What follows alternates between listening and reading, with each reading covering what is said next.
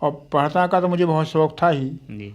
तो मैं अपने साथियों में ही नहीं बल्कि अपने से सीनियर लोगों में जो कि बीए और एमए भी थे, उन लोगों में भी मैं ज़्यादा उन लोगों में ही बैठता था। और मैं बहुत तीव्र बुद्धि का, बहुत अच्छा वक्ता, बहुत अच्छा खिलाड़ी जी। माना जाता था। जी। उन्होंने मुझसे पहले कह दिया था कि तुम यहाँ के बात ख़त्म करके कहाँ जाओगे। मैंने कहा वहाँ से आया था मैं, खंडवा के स्कूल से। जी।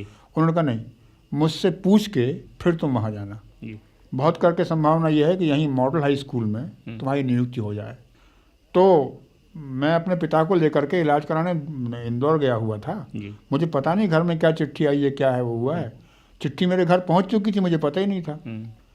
अब मैं वहाँ उन्होंने कहा कि 35 रुपये महीने पर आपकी नियुक्ति पुनः की जाती है खंडवा के स्कूल में। जी। तो वो तो मेरे पास था ही, लेकिन मैंने कहा कि आनडे साहब से मिल लूँ जबलपुर में। तो मैं बगैर टिकट के, उन दोनों बगैर टिकट यात्रा किया करता था। जी। और मुझे इतनी तरकीबें याद हैं बगैर टिकट यात्रा करने की कि मैं सिखा सकता हूँ। जैसे ये कि टिकट कलेक्टर से बाबू से अंग्रेजी में बोलिए आप, जी। और धड़ाके से बोलिए हैं, तो वो आपसे टिकट नहीं मांगेगा। पूछेगा ही नहीं आपसे। जी।